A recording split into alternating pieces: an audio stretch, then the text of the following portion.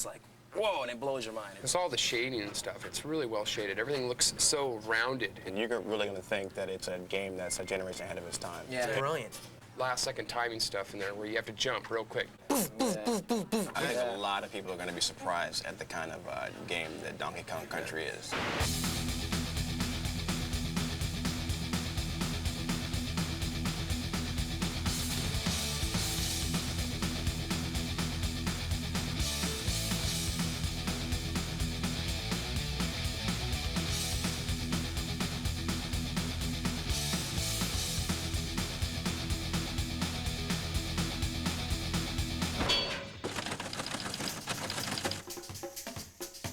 Here we are today on our way to Redmond, Washington to take an exclusive insider's look at Nintendo's new revolutionary yet unreleased game, Donkey Kong Country. Where do they get a load of us? Guys, we finally made it. Nintendo of America, the fortress. Let's find out what Donkey Kong Country is all about. Let's go inside. Let's do it. Hey, it's Ken Lobb, development manager. Hey, man, how's it going? Donkey Kong Country, how you doing? Ken, what is the deal with this here? Yeah, we get a lot of letters, and they like to put pretty pictures on the front of the envelope, so we'll, like, stick it on the wall, you know? So, Ken... You want a banana? No thanks. Ken, I want in on this Donkey Kong Country thing. I want on the inside. I don't know. Ken, me and you, pal, we go back a long way. Come on. What do you think? Old time's sake? Okay, I'll take you to the treehouse. The treehouse? Gotta hope there's no climbing involved. Come on, here it is. What's the password? Diddy. Password? Diddy? Yeah!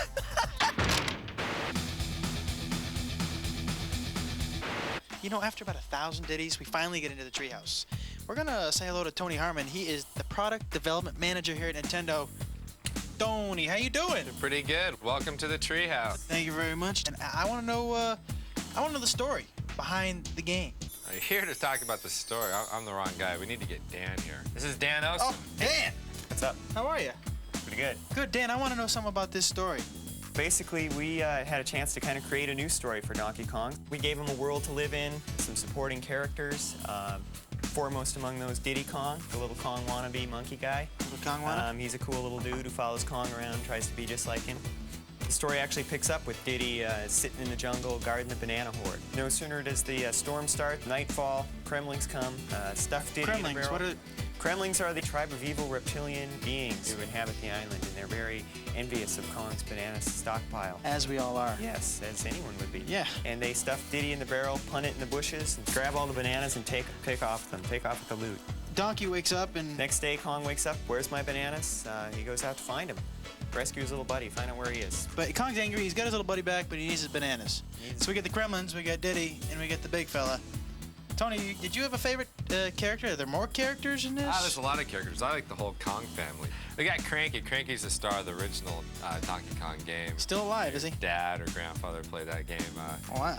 Then we also have Funky Kong. Funky is kind of the California surfing kind of Funky Kong. Yeah, he That's runs nice. Funky Flights, and the Funky Flights allow you to fly around to different parts of the game. We also got Candy Kong. Candy Kong is Donkey Kong's love interest. Okay, good. I was wondering, maybe I could take a look at the game? Yeah, sure. Right over here. These guys are so easy. Yeah. This is Armand, and this is Rich. Hey, how you doing? Oh, hey. These guys test Donkey Kong Country for a living. We have hundreds of areas in Donkey Kong Country, and these guys have to play each area probably 100, 200 times each, weeding out all the bugs. This is a prototype board. There's 8 chips on this, 4 meg each, which makes it a 32 meg game, the biggest game ever. This 32 megs allows us to do a variety of action and a variety of backgrounds. We have snow levels, jungle levels, The pyramid type levels. The cave scaffolding level. The forest levels. The industrial level. And underground, factories, all kinds of A lot of different bizarre levels places that you wouldn't expect to find on an island. Yeah, it does. We've got a bunch of guys that call it goodies. These guys help you out. We got Ramby, who's a rhinoceros who bashes through some walls, helps you find some hidden areas. We got Winky the frog. He's bad. He can jump on top of a lot of chairs. Espresso either. Yeah, we got Espresso. That's an ostrich, a flying ostrich with these little bitty wings and goes flapping along top of the screen. We have a lot of other special effects we do as well. On the snow level, we have 12 different layers of snow going back and forth. We have forest levels with parallax scrolls for dimension in the game. Well, how did this project get started? Visited my friends at Rare. Rare's been working with Nintendo for a number of years, and Tim Stamper, the head creative person there, was telling me about an idea he had to make a game out of fully rendered characters. Tim, I was just curious as to how you made them look so real. Because we're based in Twycross, we have a zoo about 2 miles away. Ah, you went to the zoo. The zoo, yeah, and had a good look at the gorillas and the monkeys, and with video cameras, it was pretty funny. Hey, big fella. Hey, there's Diddy. Diddy and Donkey. Oh, get out of the way, Diddy. How's it feel to be the prototype, fellas? Using advanced computers to produce a three-dimensional model that we can display on a computer screen. So, what do we got to eat here? Well, today we got the cream of banana soup, the banana and peanut butter sandwich.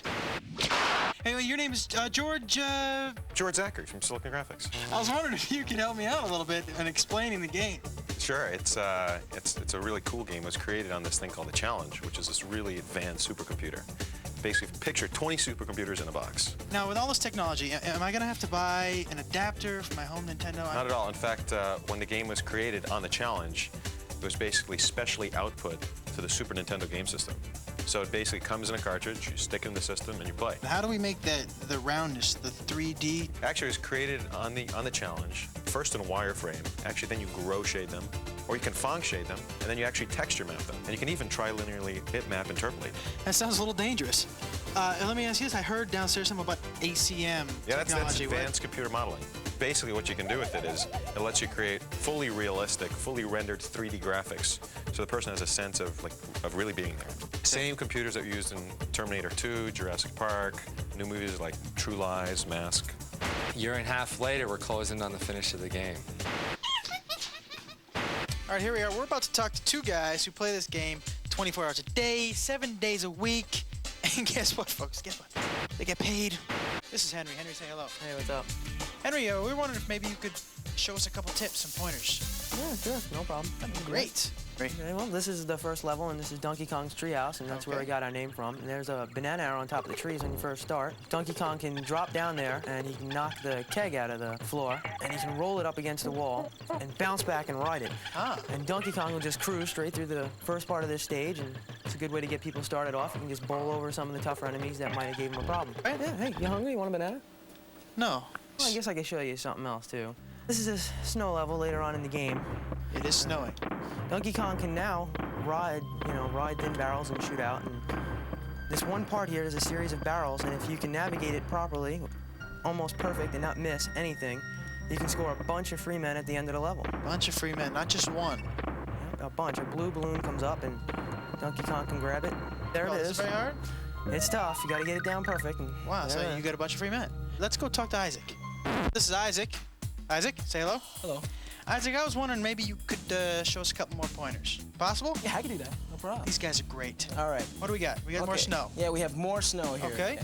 What we're gonna do is we're gonna jump on this igloo and use this really slow vulture. It looks peculiar. Peculiar enough to get us into a bonus level. Bonus. And I must say, this is one of over 100 bonus levels. 100 bonus Yeah, levels. and in this bonus level, Not you something have you see to, in every game. absolutely. You have to guess which barrel that this golden medallion's gonna wind up in. Like to take a guess? Yeah, the far right. Okay. Oh, you're very good. Very good. Okay, the second tip I'm gonna show you, it involves our little friend Diddy. Diddy. Yeah, Diddy's the cool guy. You walk over to this little thing here, you jump on top of it, you're gonna grab that rope, let the rope take you over, jump right on top of that little stump in the ground, pick up the TNT, walk over to this oil can, blow it up, fall right into another bonus level. Now what you wanna do in this bonus level is jump out of this canister here, out of this little can, and grab the balloon. So we have some pointers now. Good thing you came with us, because you learned some things today that, boy, you're not going to learn just anywhere else. You thought it was going to be a waste of your time, didn't you? Fried green bananas, bananas au gratin. Video game music should draw you into the game. In Donkey Kong Country, we had graphics that were way beyond anything else that's ever been done. We were also hoping to get some music better than anything that's ever been done. This music, for example, is very upbeat, fits with the jungle. It's an early level. The level's not very hard. The music is kind of nice. Okay, now here we have the music that goes with the water level. Now, in this level, you've just finished a really, really hard level in the game. We use this music and this fairly easy level as kind of a reward. because the music is so good, we're putting this music on a CD. You know, something that's big in Japan for many, many years is game music on CD. Hasn't been a big hit in America because maybe the music hasn't been quite up to what you hear on the radio is every daytime. You're kind of losing it, dude. We got massive Smurfs attacking him on the scaffold level. What are the big blue buff? Well, the reason why I like them is because, for one, they're big, they're blue, and they're buff. Well, and when you hit them, they kind of bounce. The morphing rocks. The Those morphing guys are rocks. so cool, man. You touch these barrels and the lights turn on and off. And these rock guys are just kind of rolled up.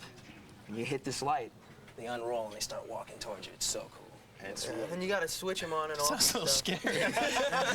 Yeah, On Guard's the fisher ride, and he just kind of pokes you with his swordfish front. And Pokes the bad guys. yeah. Oh, that's it. Do you guys get to ride? Do we get to ride minecart? Oh, yeah. The minecart was a favorite stage. That's your favorite stage? Yeah, it's a pretty cool stage. You're mining? What are we Well, doing? You're on the tracks, and a lot of them are broken, so you gotta avoid, a lot of the broken tracks so you don't fall into the caverns. When we put this out, what do you think? What do you think your friends are gonna think of this game? I don't think really you have to tell them all that much. Once they see the pictures, Yeah, it's gonna be they're like, you have to have it, you know it, get it. It's one of those games you don't get bored with. You know, I've played it probably 100 times, over 100 times now, and I'm still getting better. I'm still getting better in stages. There's certain stages I can improve on and keep getting better. Tell you what, you better reserve this game before November 21st, because that's when it comes out in the stores. I already got mine.